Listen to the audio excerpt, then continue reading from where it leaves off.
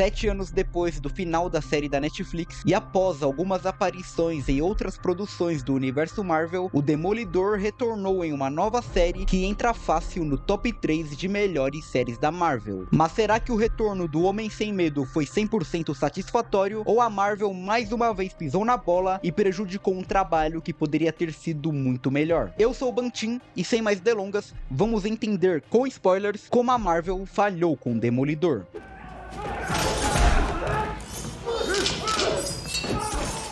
Um remendo bem feito, mas não perfeito.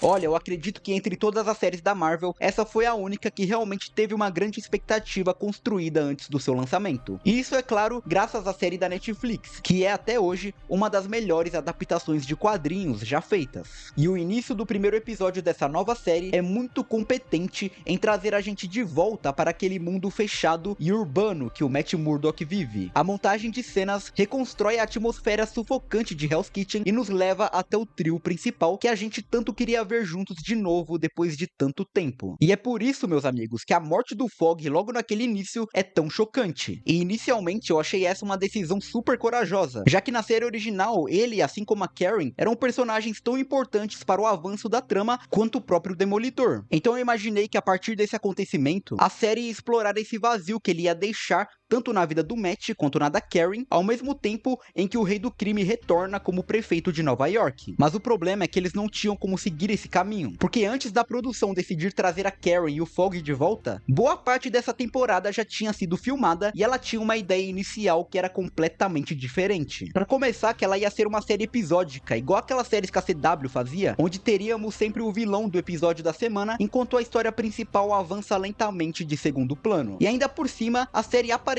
não teria ligação nenhuma com as temporadas da Netflix, tanto que eles já tinham outra atriz que ia interpretar a Vanessa. Então basicamente o que eles iam fazer era um grande reboot do Demolidor no universo Marvel, trazendo de volta só o Charlie Cox e o Vincent D'Onofrio. E olha, vou falar uma coisa pra vocês, hein? Que ideia de merda! E pelo jeito o Kevin Feige pensou a mesma coisa quando viu o que estava sendo feito. E é aí que inicia toda a reformulação completa da série. Mas completa entre muitas aspas também, já que eles não jogaram fora tudo que já tinha sido filmado até então. Eles apenas encurtaram a história da série de 18 para 9 episódios, misturando cenas de refilmagens, criando assim uma conexão com a série antiga, ao mesmo tempo em que inseriam cenas ali de episódios que já estavam completos para a antiga versão da série. E esse é o único motivo deles terem matado o Fogg no primeiro episódio e se livrado da Karen, mandando ela para São Francisco. Porque esses dois personagens nem estariam na série inicialmente, e seria muito difícil introduzir eles no decorrer da temporada, já que nas cenas dos episódios que estavam prontos, eles nem sequer existiam. E é por isso que a partir do episódio 2, parece que toda a questão envolvendo a morte do Fogg e o adeus da Karen deixam de existir em diversos momentos da temporada. E isso acontece por um motivo bem simples. Essa série não foi concebida para ter uma história que se inicia com os acontecimentos do primeiro episódio. Ela é só um remendo de duas ideias completamente diferentes, que acabam prejudicando toda a estrutura da narrativa. E é nisso que a gente vai se aprofundar agora.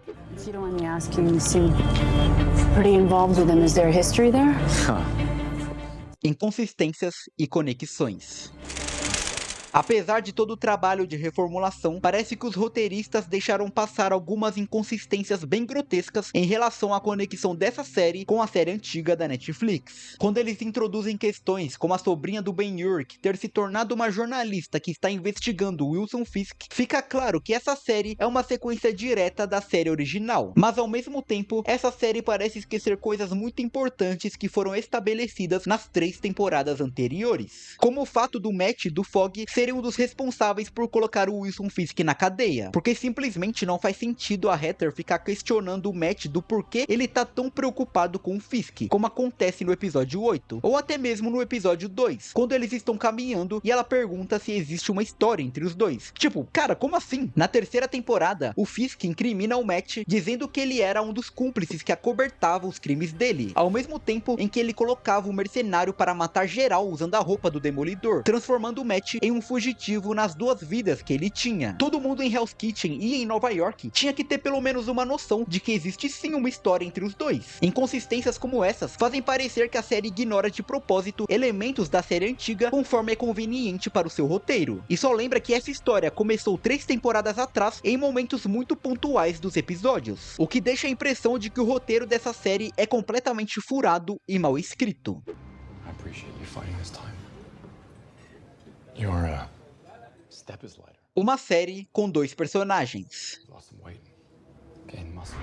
Uma grande qualidade desse universo urbano de Demolidor sempre foi os personagens que interligam a trama principal, trazendo mais camadas não só para o seu protagonista, mas também para a existência da própria cidade de Nova York. Ben-Urich, Padre Lenton, Stick, Mahoney, Elektra, Frank Castle, esses e vários outros personagens tinham seus momentos e suas devidas importâncias para a história, a fazendo avançar seja de forma indireta ou direta. E personagens como esses fazem muita falta nessa série, por conta da reformulação e toda a concha de retalhos e remendos que a Marvel teve que fazer nessa série. Fica claro que durante a montagem de cenas, eles optaram por focar na dualidade do Matt e do Fisk e na escala crescente desse novo conflito entre os dois, deixando de lado todos os outros personagens. Então basicamente o que a gente vê no decorrer de toda a série são cenas intercaladas desses dois núcleos, onde até mesmo aquelas subtramas do Tigre Branco e do Muse, que claramente seriam só uma história da semana na antiga versão da série, se mesclam no meio da jornada desses dois personagens.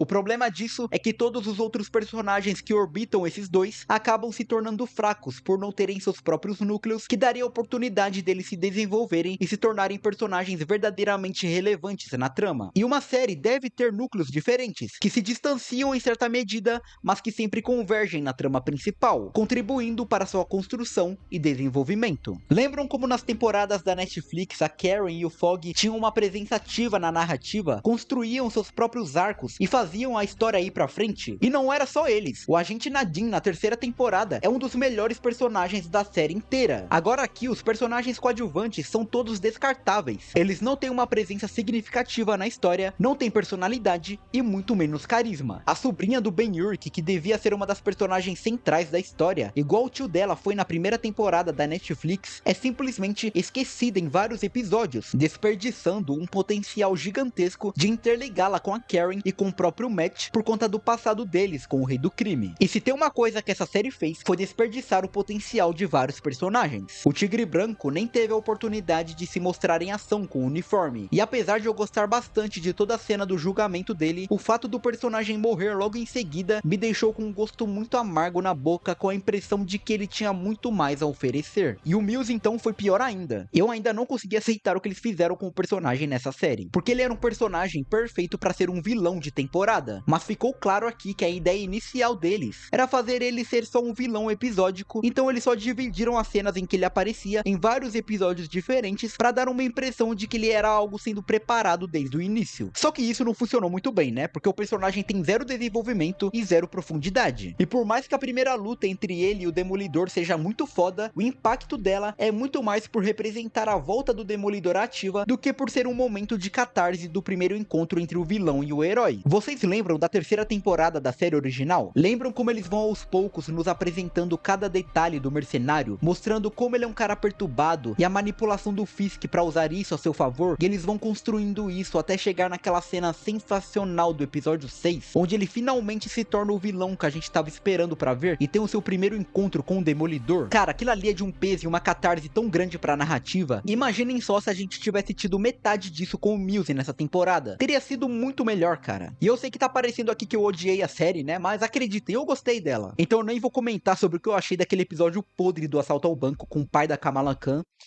E eu odiei aquele episódio. Vamos pular tudo isso. Vamos pular tudo isso e vamos focar agora no que a série acertou. I know you're in.